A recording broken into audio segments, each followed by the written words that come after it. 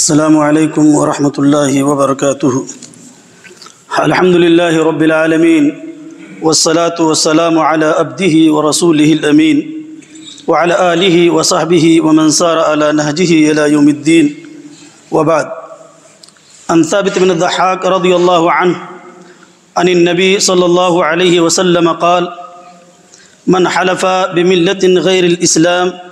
كاذبا متعمدا فهو كما قال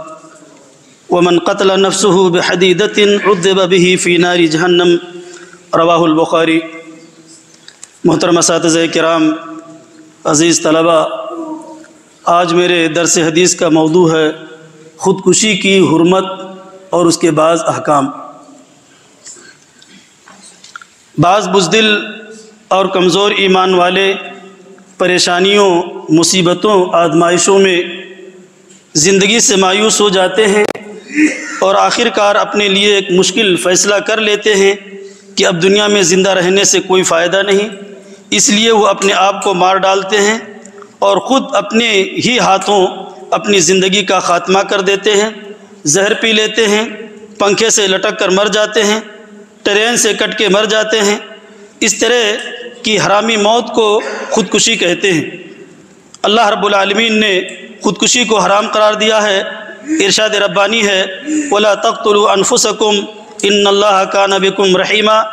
تم اپنے آپ کو قتل نہ کرو، بلا شبہ اللہ تم پر بڑا مہربان ہے۔ خودکشی کرنا کتنا سنگین اور بڑا جرم ہے، اس کا اندازہ آپ اس حدیث سے کر سکتے ہیں۔ حضرت جندب بن عبداللہ رضی اللہ عنہ بیان کرتے ہیں کہ رسول اکرم صلی اللہ علیہ وسلم کا ارشاد گرامی ہے تم سے پہلی امت میں ایک شخص تھا جسے ایک زخم لگا، وہ اسے برداشت نہ کر سکا، چنانچہ اس نے چھری اٹھائی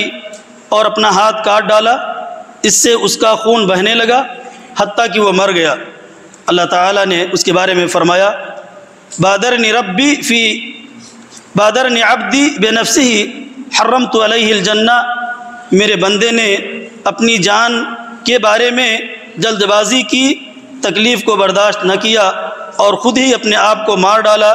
اس پر میں نے جنت حرام کر دیا۔ اور ایک حدیث جس میں بیان کیا گیا کہ ایک شخص اللہ رب العالمین کی راہ میں جہاد کر رہا تھا، کافروں کے خلاف سینہ تان کر لڑ رہا تھا،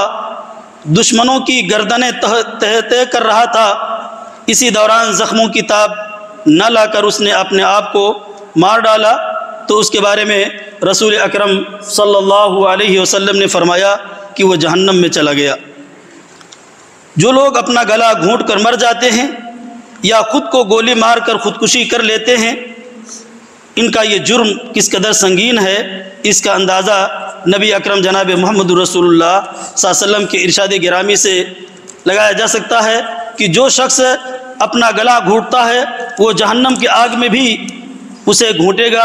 اور جو آدمی اپنے آپ کو کسی چیز کے ساتھ نشانہ بناتا ہے وہ جہنم کی آگ میں بھی اسے اسی چیز کے ساتھ نشانہ بنائے گا۔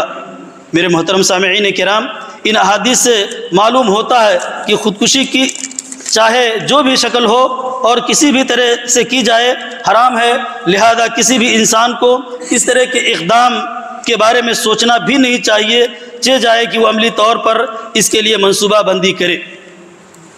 کیا خودکشی کرنے والا شخص دائمی جہنمی ہے، ہمیشہ جہنم میں رہے گا؟ اس مسئلے میں وارد احادیث کے مطالعے سے معلوم ہوتا ہے کہ خودکشی کا مرتکب اگر موحد مومن ہوگا تو وہ ہمیشہ جہنم میں نہیں رہے گا، بلکہ اسے اللہ تعالی چاہے گا تو توحید کی بدولت معاف فرما دے گا اور اس کے اس جرم اور گناہ کی سزا دے کر جہنم میں داخل کر دے گا۔ خودکشی کے متعلق احادیث مبارکہ میں جو سخت الفاظ وارد ہوئے ہیں، ان سے مقصود اس جرم کی سنگینی اور خطرناکی بیان کرنا ہے اور اقدام خودکشی کی حوصلہ شکنی کرنا ہے، واللہ عالم۔ دوسرا مسئلہ اسی سے متعلق کہ خودکشی کرنے والے شخص کی نماز جنازہ پڑھی جائے گی یا نہیں، یہ مسئلہ بھی بڑا اہم اور نازک ہے۔ اس سلسلے میں علماء کا قول یہ ہے کہ اس کی نماز جنازہ تو پڑھنی چاہیے، لیکن جس جگہ پر کسی شخص نے خودکشی کا ارتکاب کیا ہو، وہاں کے علماء فضلاء اور اس علاقے کے معتبر بااثر لوگوں کو اس میں شریک نہیں ہونا چاہیے، صرف عام لوگوں کو اس کی نماز جنازہ میں شرکت کرنی چاہیے تاکہ اس کے سنگین جرم کی حوصلہ شکنی ہو اور لوگوں کو یہ پتہ چل جائے کہ خودکشی کرنا بہت بڑا گناہ ہے۔ خودکشی کرنے والے شخص کی نماز جنازہ پڑھنے کی دلیل جابر بن سمرہ رضی اللہ عنہ کی وہ حدیث ہے جس میں وہ بیان کرتے ہیں کہ رسول اکرم صلی اللہ علیہ وسلم کے پاس ایک میت کو لایا گیا جس نے اپنی ہی تیروں کے ساتھ اپنے آپ کو مار ڈالا تھا، تو رسول اکرم صلی اللہ علیہ وسلم نے اس کی نماز جنازہ نہیں پڑھائی۔ یہ حدیث صحیح مسلم میں ہے۔ نبی اکرم صلی اللہ علیہ وسلم نے خود اس کی نماز جنازہ نہیں پڑھائی، تاہم اس کی نماز جنازہ پڑھنے سے کسی کو روکا بھی نہیں۔ یہ اس بات کی دلیل ہے کہ خودکشی کرنے والے شخص کی نماز جنازہ پڑھنی جائز ہے۔ اللہ ہم سب کو مصیبتوں، پریشانیوں، آزمائشوں پر صبر و تحمل کا مظاہرہ کرنے اور حرام کاموں سے کنارہ کش ہونے کی توفیق بخشے۔ والسلام علیکم ورحمۃ اللہ وبرکاتہ۔ مشرب مہر و وفا ہے مسلک اہل حدیث، جادہ صدق و صفا ہے مسلک اہل